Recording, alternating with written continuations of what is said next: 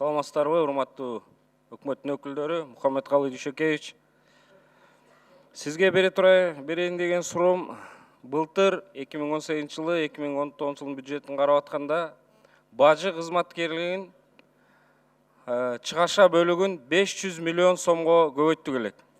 Ошондо бизге эмне себептен бажынын мындай расходун көтөрүп атабыз десек, оптимизация болот, бир топ иштер болот, айлыктарын көтөрөбүз деп айтылды эле да. Бирок быйыл 9 айдын жыйынтыгы боюнча бажыда ошол акча алынбай калган. Дефицит канча болду? Жооп берип коеюн. Алтынбек Жунусович, он айдын жыйынтыгы боюнча 4 миллиард 580 чыкпай атабыз пландык тапшырмага. Бунун себептеринин эң биринчи себеби бул жалпы импорт 10%га төмөндөп кетти. Бизден эң торговый партнер болуп эсептелген Кытайдан келген жүктөр 12%га төмөндөп кетти. Бул ушул тенденция болгон үчүн биз пландык аткарылышка чыкпай калдык. Мухаммедкалый Дүйшөкевич, 500 миллион сомго ушулардын расходун көтөргөндөн кийин, соответственно, эффект да көбүрөөк болуш керек деп өкмөт ишенип бергенден кийин эми жыйынтыгын көрүп атасыздар. Мүмкүн 1 жыл болбосо да берер. Көңүл бурсаңыздар, мына контрабанда деп эле айтабыз. Мына Таластан, Чалдабардан бул жалгыз эле погран службага ишенип отура бербей, башка службаларды да коюп көрсөңүз, өтө көп контрабанда болуп атат. Кийинки айтайын деген мына Мухаммедкалый Дүйшөкевич. Мен айтып коеюн, жанагы эме контрабанда боюнча. Азыр мен баяндамамда айткан жокмун. Бизде азыр Чалдабарда, Ак Тилекте, анан Чоң Капкада көзөмөлдөөчү салыктык пост салынып атат. Ош жерден учетко албасак, жанагы мобилдик топ түзүп, анан барып кармап, анан кайра жанагындай механизмдер бул эмес да, мындай стабилдүү эмес да. Ошон үчүн биз ал жерге салыктык процедураларды текшере турган ош жерге пост салып атабыз азыр. Декабрдын аягында бүтүрөбүз ушу үчөөнү. Ошондо жанагы бетамонт боюнча система плюс еще жанагы салыктык көзөмөлдөөчү пункт иштей баштаса, Казакстандан келаткан контрабанданы кескин азайтабыз биз. Азыр мына иштеп атат, салык кызматында дагы 63 кишиден турган өзүнчө департамент түздүк. Департамент түзүп, ушул чек ара менен иштей турган салык кызматкерлеринин өзүнүн тобу болот.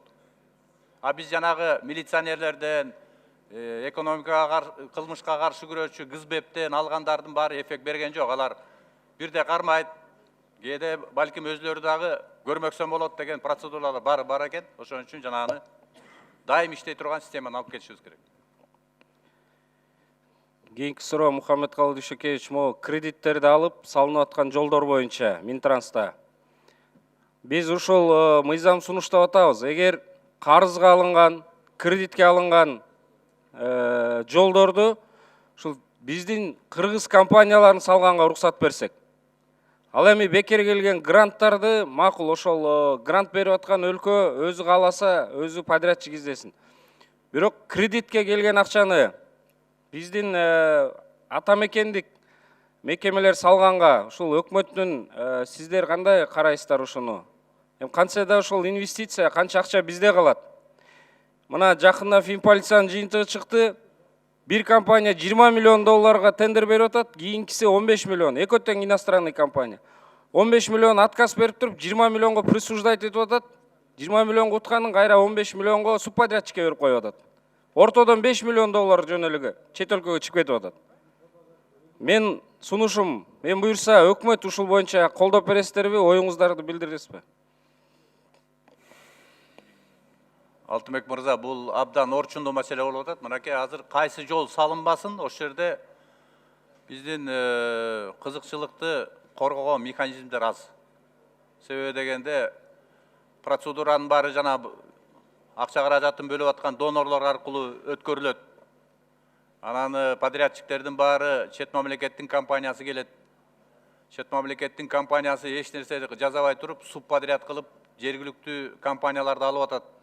Ушул процедура боюнча азыр биз донорлорго шарт коюп атабыз. Биздин компаниялар катышыш керек деп. Алар да өзлөрүнчө эми биздин компаниялардын финанстык акыбалын билишет да. Ошого жараша жанагындай абдан кыйын аткаруучу шарттарды коюп атышат. буга биз макул эмеспиз деп атабыз. Анткени субподряд биздин компаниялар аткарып атканын көрүп атабыз. Бул маселени чечишибиз керек бардыгыбыз. Эгерде керек болсо мен ойлойм, мыйзам түрүндө кылышыбыз керек муну. Мыйзам түрүндө колдоо берсеңиздер, грант алып же болбосо кредит алып атканда ал жерде жергиликтүү компаниялар катышкандын үлүшүн коюшубуз керек да. Бул ошентип чечпесек, ал процедуралар чечилиши абдан кыйын. Көбү жанагындай туура эмес жак менен иштелип аткандар бар. Аны моюнга алабыз биз. Эң туура, Мухаммед Калдышекевич. Ошол кыргыз компаниялар салса, ал кантсе да Кыргызстанга инвестиция болот, ал акча бизде калат деген ойду айткым келет.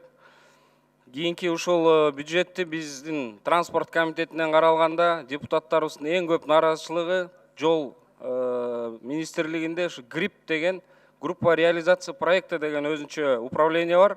Жана кредитке алынган органдар менен иштейт.